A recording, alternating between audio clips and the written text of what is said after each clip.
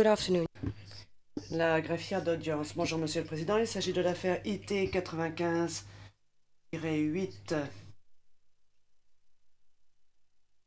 Et le procureur contre Dragan Kulungia. This is the initial appearance. Le Président, il s'agit donc de la comparution initiale de cet accusé. J'aimerais que les parties se présentent. Maître Niemann, Monsieur le Président, je m'appelle Maître Niemann et je comparais ici avec mon collègue Maître Keegan pour l'accusation.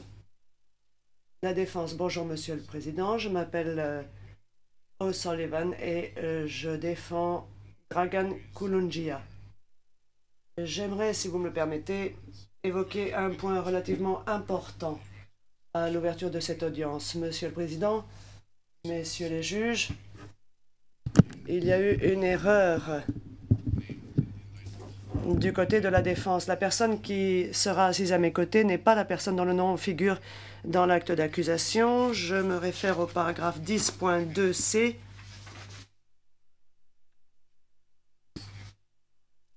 L'homme que vous voyez assis derrière moi est Dragan Kulungia et non Dragan Kurungia.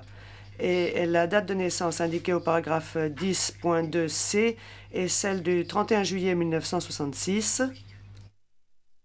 Or, M. Kulungia m'informe qu'il est né le 19 décembre 1959. Le lieu de naissance de la personne évoquée dans l'acte d'accusation est Gradina, en Bosnie-Herzégovine. Or, l'homme que vous voyez assis à ma gauche est né à Posanski Novi, en Bosnie-Herzégovine. Donc, ce que je dis avec le respect que je dois au tribunal, c'est que l'homme qui est assis dans l'ombre derrière moi n'est pas l'homme dont le nom est cité dans l'acte d'accusation. Le président, Maître Sullivan, que les détails soient exacts ou pas, je me rends compte qu'il y a en tout état de cause une erreur dans l'orthographe du nom.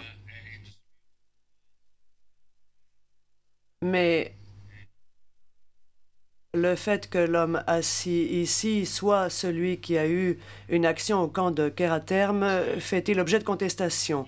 Maître O'Sullivan, oui. Le président.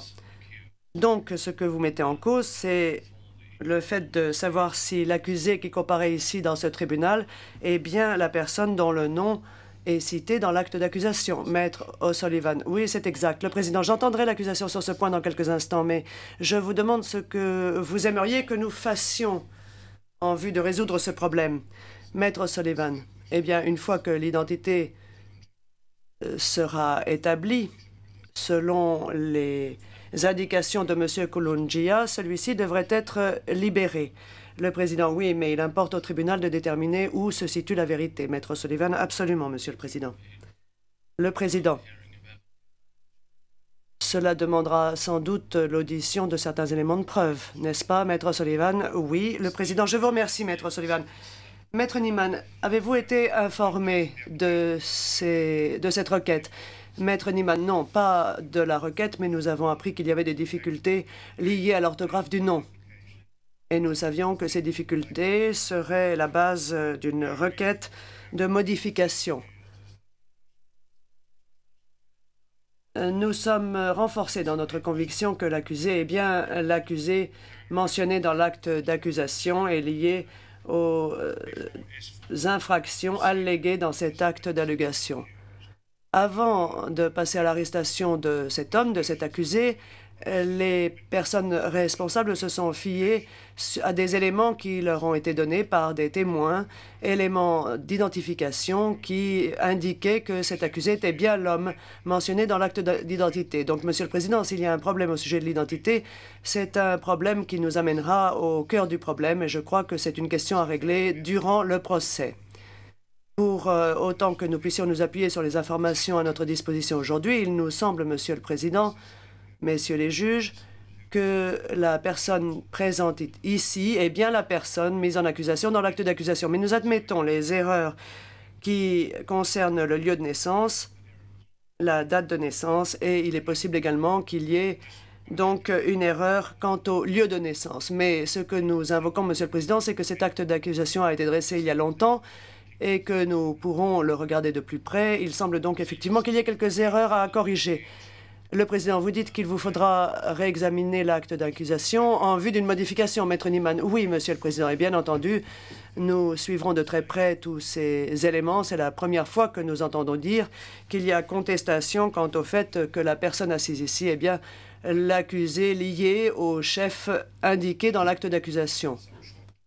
Cela fait très peu de temps que nous sommes informés des erreurs liées au nom, etc.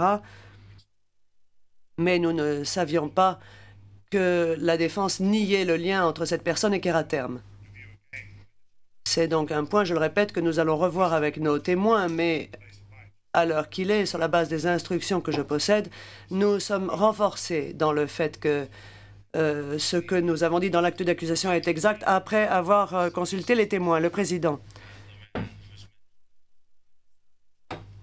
Mais l'argument présenté ici, c'est que l'homme assis dans cette salle n'a rien à voir avec l'homme mentionné dans l'acte d'accusation, qu'il s'agit d'une autre personne. Maître Niemann, nous disons que ce n'est pas le cas. Nous disons que cette personne est bien celle qui est évoquée dans l'acte d'accusation.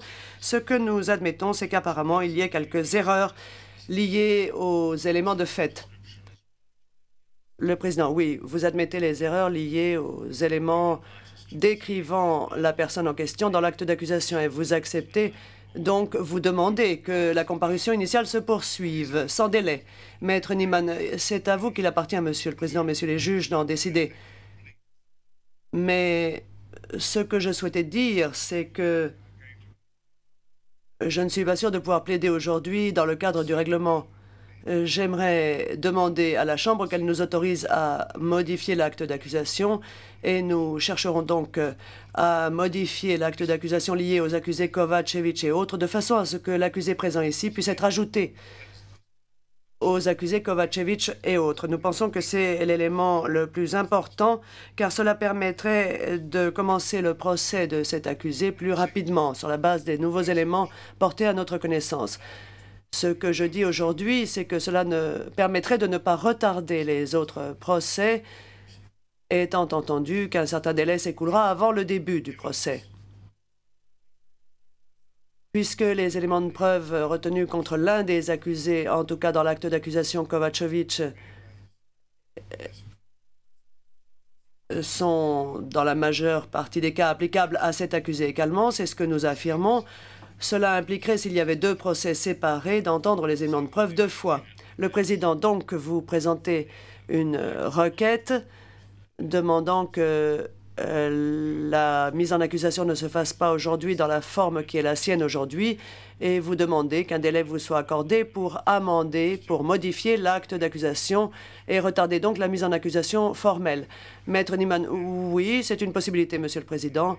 La question peut être résolue aujourd'hui avec un certain délai, mais l'acte d'accusation doit être modifié. Il peut l'être sous une forme alternative également, Monsieur le Président.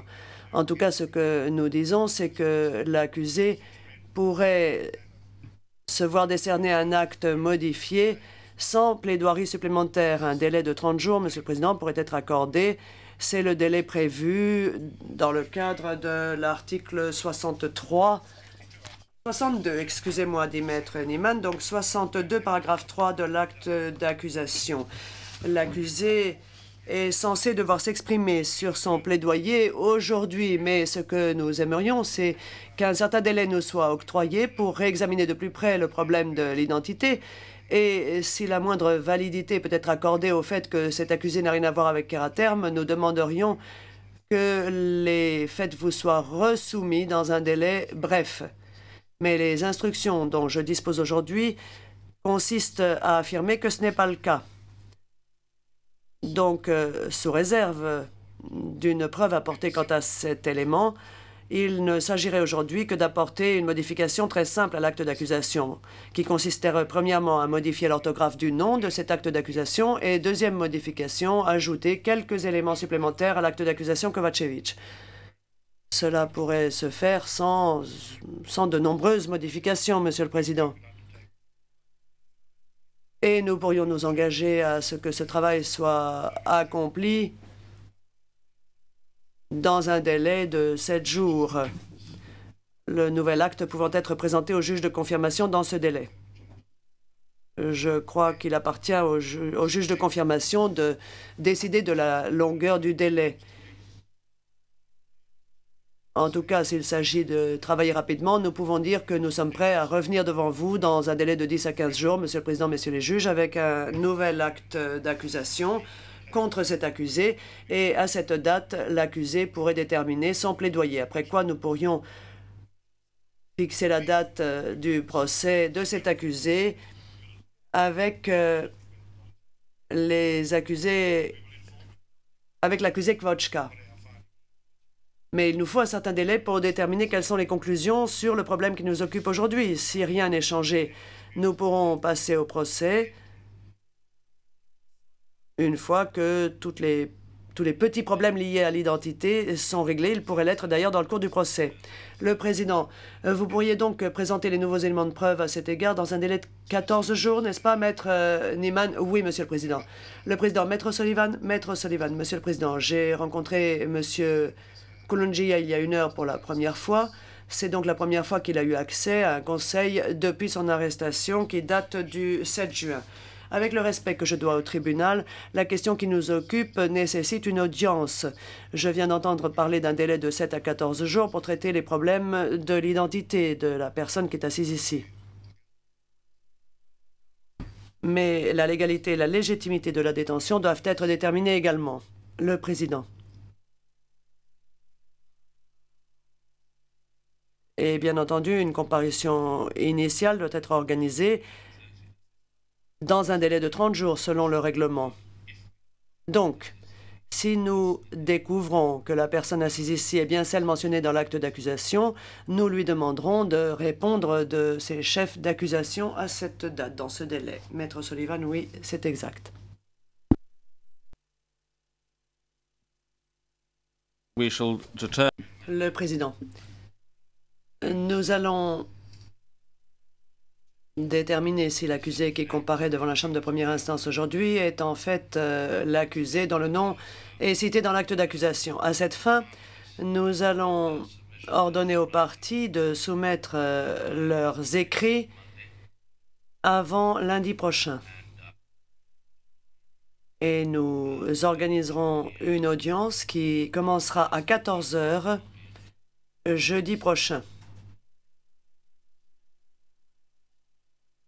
Cela ménage donc un délai d'une dizaine de jours.